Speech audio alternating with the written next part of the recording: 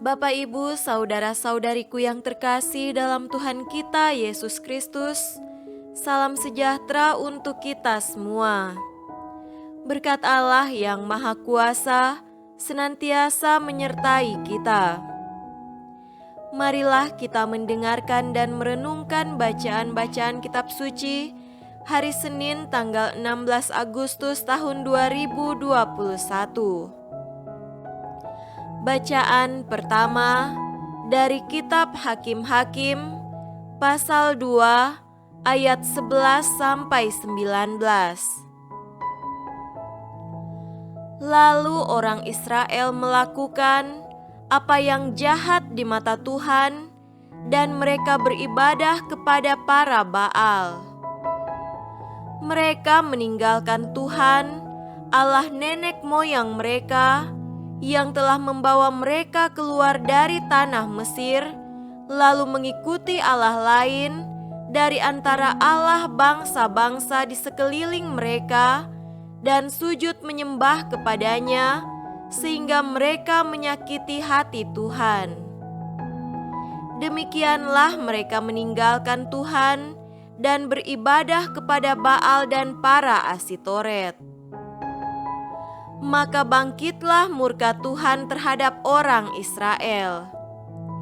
Ia menyerahkan mereka ke dalam tangan perampok dan menjual mereka kepada musuh di sekeliling mereka, sehingga mereka tidak sanggup lagi menghadapi musuh mereka.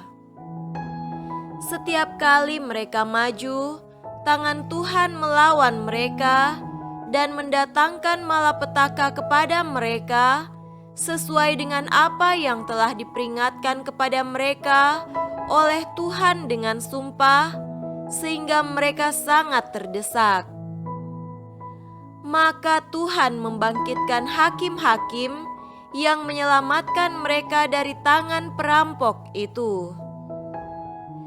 Tetapi juga para hakim itu tidak mereka hiraukan, karena mereka berzinah dengan mengikuti Allah lain dan sujud menyembah kepadanya.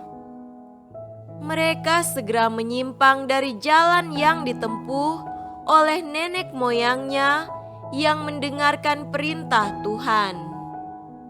Mereka melakukan yang tidak patut.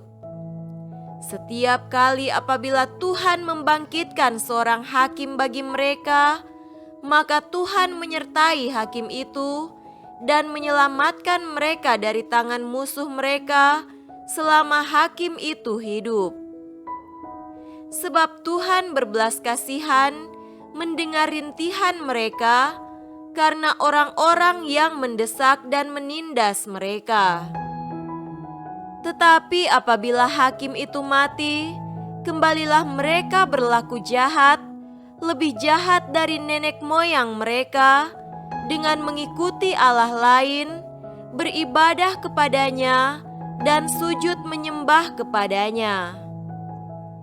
Dalam hal apapun, mereka tidak berhenti dengan perbuatan dan kelakuan mereka yang tegar itu. Demikianlah sabda Tuhan. Syukur kepada Allah.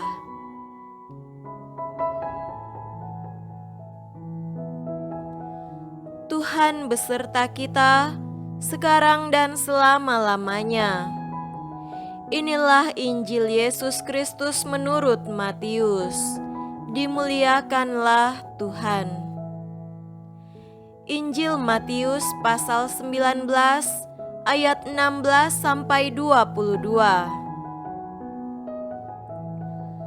Ada seorang datang kepada Yesus dan berkata, "Guru, perbuatan baik apakah yang harus kuperbuat untuk memperoleh hidup yang kekal?" Jawab Yesus, "Apakah sebabnya engkau bertanya kepadaku tentang apa yang baik? Hanya satu yang baik. Tetapi jikalau engkau ingin masuk ke dalam hidup, turutilah segala perintah Allah." Kata orang itu kepadanya, "Perintah yang mana?" Kata Yesus, "Jangan membunuh, jangan berzina, jangan mencuri, jangan mengucapkan saksi dusta, hormatilah ayahmu dan ibumu, dan kasihilah sesamamu manusia seperti dirimu sendiri. Kata orang muda itu kepadanya, semuanya itu telah kuturuti, apalagi yang masih kurang? Kata Yesus kepadanya, jikalau engkau hendak sempurna, pergilah, jualah segala milikmu, dan berikanlah itu kepada orang-orang miskin, maka engkau akan beroleh harta di sorga. Kemudian datanglah kemari dan ikutlah aku. Ketika orang muda itu mendengar perkataan itu, pergilah ia dengan sedih, sebab banyak hartanya. Demikianlah Injil Tuhan. Terpujilah Kristus.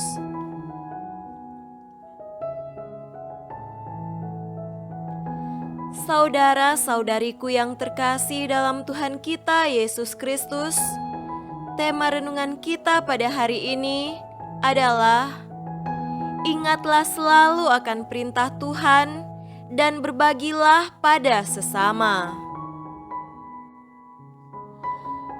Berdosa lagi, dan dosanya juga sama saja, itu saja.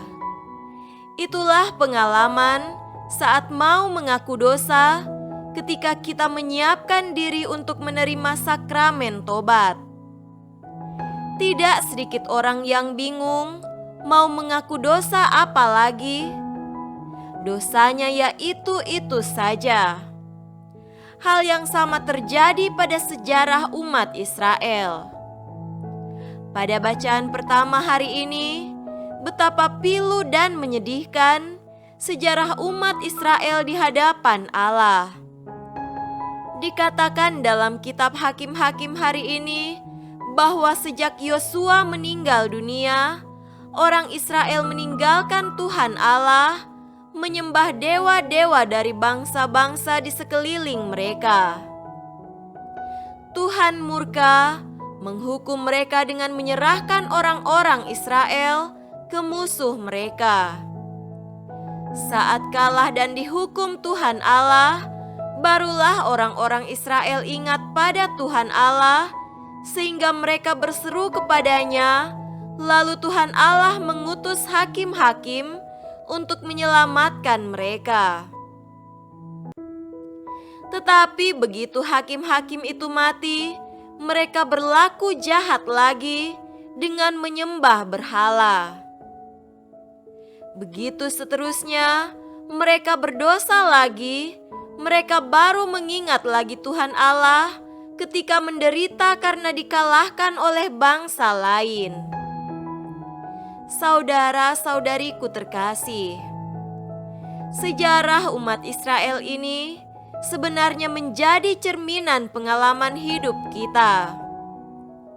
Seringkali kita pun baru teringat Tuhan di saat menderita sakit, mengalami bencana, kesusahan dan sebagainya.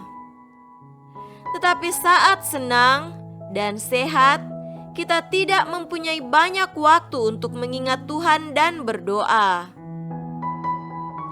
Ketika seseorang datang kepada Yesus dan mengatakan bahwa ia telah menuruti semua perintah Allah, Yesus sebenarnya amat simpati dan salut.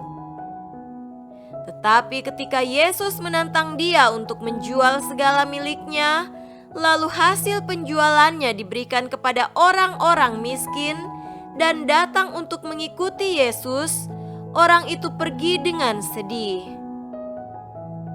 Di satu pihak umat Israel suka jatuh dalam dosa, dan di lain pihak ada orang Israel yang bisa hidup memenuhi perintah Allah, yaitu orang yang menemui Yesus itu.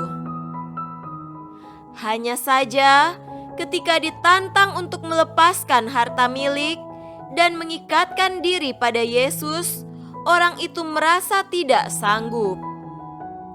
Apa artinya? Ternyata menjadi pengikut Kristus tidaklah cukup dengan hanya menjauhkan diri dari dosa, yaitu dengan memenuhi perintah-perintah Tuhan, seperti selalu mengikuti misa pada hari Minggu, tidak mencuri, tidak berdusta, dan tidak melukai hati orang.